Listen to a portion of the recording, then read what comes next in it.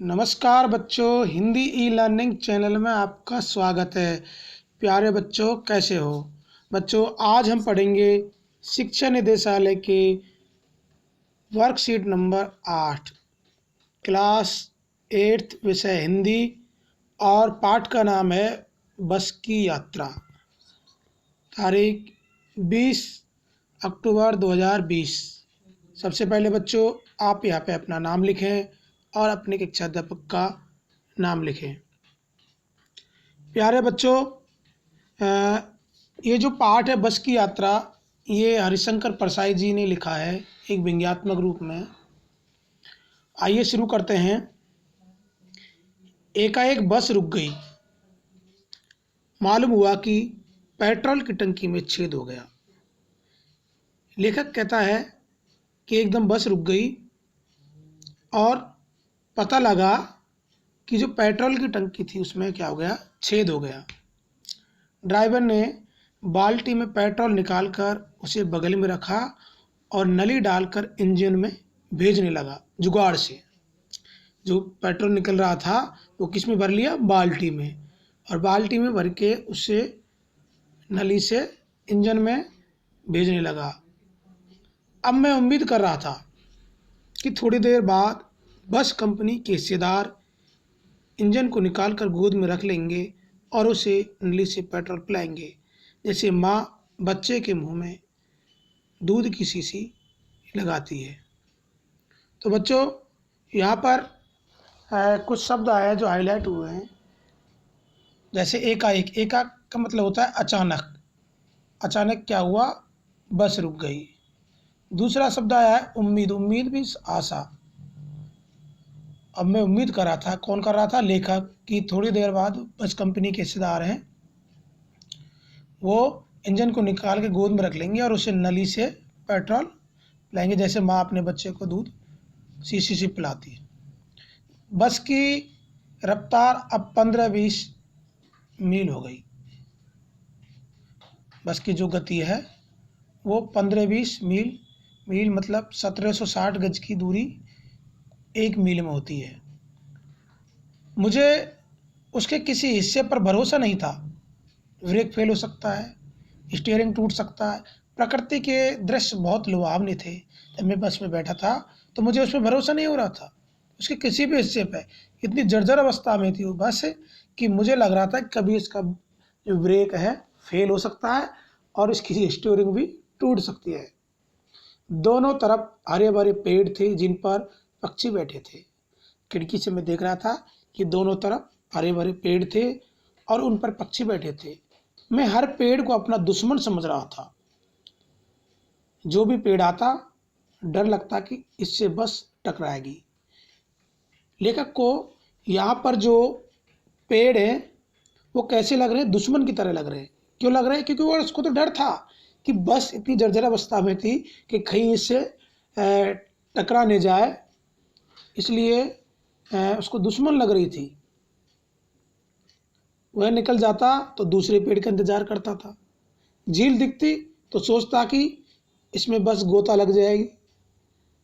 गोता में इसमें डुबकी लग जाएगी, कहीं इसमें भी नहीं कूद जाए ये बस। एकाएक फिर बस रुकी। अचानक फिर से बस रुकती है और ड्राइवर ने तरह तरह की तरकीबें की, पर वह चली ही नहीं। तरकीब में तरह तरह के उन्होंने क्या किए? उपाय किए, लेकिन बस चली ही नहीं। सबने अवज्ञा आंदोलन शुरू हो गया। कंपनी के हिस्सेदार कह रहे थे, बस तो फर्स्ट क्लास है भाई जी, ये तो इत्तेफाक की बात है कि ये बंद हो गई। मतलब इतनी जर्जर अवस्था में होते हुए भी बस कंपनी के हिस्सेदार क्या कह रहे थे कि भाई बस तो फर्स्ट क्लास की है भाई, लेकिन ये इत्तेफाक की बात है। मतलब अचानक ये तो बात है, ये तो संयोग की बात है। क्षीण चांदनी में वृक्षों की छाया के नीचे वह बस बड़ी दयनीय लग रही थी।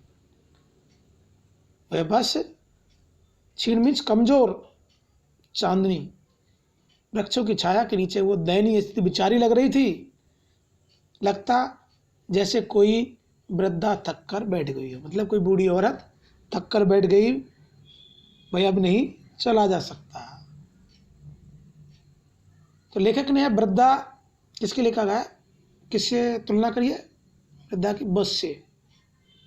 हमें ग्लानि हो रही थी, मतलब खेद हो रहा था कि बेचारी पर लद कर हम चल रहे हैं। लेखक सोच रहा है कि ये वृद्धा की तरह है और इस बेचारी पर हम इस पर लद के मतलब बैठ के चल रहे हैं। अगर इसका प्राणांत हो गया, ये मतलब प्राणांत मीन्स मर गई, या ये तो इस बियाबान में, बिया मीन्स इन सुनसान में, हमें इसकी अंत्येष्टि करनी पड़ेगी, मतलब इसका अंतम राम नाम सत्य यहीं करना पड़ेगा। हिस्सेदार साहब ने इंजन खोला और कुछ सुधारा, फिर उसने दोबारा इंजन खोला और कुछ सुधारा, उसकी चाल और कम हो गई। धीरे धीरे वृद्धा की आंखों की ज्योति जाने लगी, मतलब उस जो बस थी वह धीरे धीरे उसकी ज्योति, जो रोशनी भी थी वो जाने लगी। चांदनी में रास्ता टटोल कर वो रेंग रही थी, उसकी लाइट बिल्कुल स्लो हो गई थी और वो चांदनी में धीरे धीरे रेंग रही थी, अपना रास्ता टटोल कर, रास्ता ढूंढ कर। आगे वो पीछे से कोई गाड़ी आती दिखती तो एकदम किनारे खड़ी हो जाती, क्योंकि कहीं टकरा नहीं जाए। उसकी जो रोशनी थी वो धीरे धीरे हो गई थी, तो इस तरह जो ड्राइवर था उसको धीरे धीरे चला रहा था और कहती, निकल जाओ बेटी, अपनी तो वह उम्र ही नहीं रही। तो इस तरह लेखक ने यहाँ पर उस जर्जर अवस्था में जो बस है उसका वर्णन किया है। यहाँ पे बच्चों जैसे शब्दार्थ दिए हुए हैं, ऊपर भी मैंने आपको समझाया कि एकाएक मतलब अचानक, उम्मीद आशा, रफ्तार मीन्स गति, मील मील होती है 1760 गज की दूरी 1 मील होती है। लुभावनी मीन्स मनमोहक, ये सुंदर। गोता मीन्स डुबकी। तरकीबें उपाय। क्षीण मीन्स होता है कमजोर। दयनीय मीन्स बिचारी। गिलानी खेद। प्रणांत मीन्स मरना। बियाबान सुनसान। अंत्येष्टि अंतिम क्रियाक्रम। टटोल कर मीन्स ढूंढ कर। रेंगना मीन्स बहुत धीरे धीरे। अब बच्चों जो गद्यांश हमने समझा है उसके आधार पर कुछ प्रश्न दिए हुए हैं, उनका उत्तर हमें समझना है। बस अचानक रुक क्यों गई? क्यों रुक गई? देखिए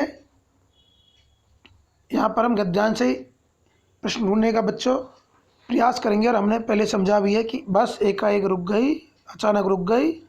मालूम हुआ कि पेट्रोल की टंकी में छेद हो गया, इसलिए बस रुक गई। लेखक को किस पर भरोसा नहीं था और क्यों? लेखक को किस पर भरोसा नहीं था? बस पर। क्यों नहीं था? क्योंकि जो उसकी स्थिति थी बिल्कुल डामाडोल थी। वो उसका इंजन भी जो पेट्रोल की टंकी थी उसमें छेद हो गया और उससे पेट्रोल भी निकल गया, इसलिए उसको बिल्कुल उस बस के प्रत्येक हिस्से पर भरोसा नहीं था। वो सोच रहा था कि कहीं इसका ब्रेक फेल हो सकता है और स्टीयरिंग भी टूट सकती है। लेखक हर पेड़ को अपना दुश्मन क्यों समझ रहा था? क्योंकि वो सोच रहा था कि जो ये बस है कभी भी उससे टकरा सकती है, इसलिए लेखक को उस पर बिल्कुल भरोसा नहीं था और हर पेड़ को वो अपना दुश्मन इसलिए समझ रहा था कि कहीं अचानक उससे टकरा नहीं जाए और कहीं यहाँ पर ही राम नाम सत्य नहीं हो जाए, इसलिए वो दुश्मन समझ रहा था। लेखक ने बस को बेचारी क्यों कहा? क्योंकि वह वृद्धा की तरह बिल्कुल उसकी बूढ़ी हो गई थी, जर्जर अवस्था हो गई थी, इसलिए लेखक ने उसको बेचारी कहा है।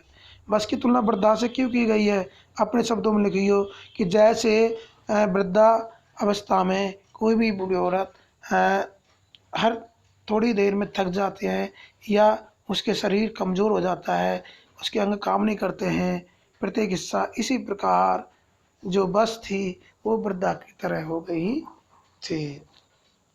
गतिविधि। बच्चों यहाँ पे हमें एक एक्टिविटी करनी है कि लेखक हरिशंकर परसाई द्वारा रचित यह पाठ बस की यात्रा क्या है? एक व्यंग है।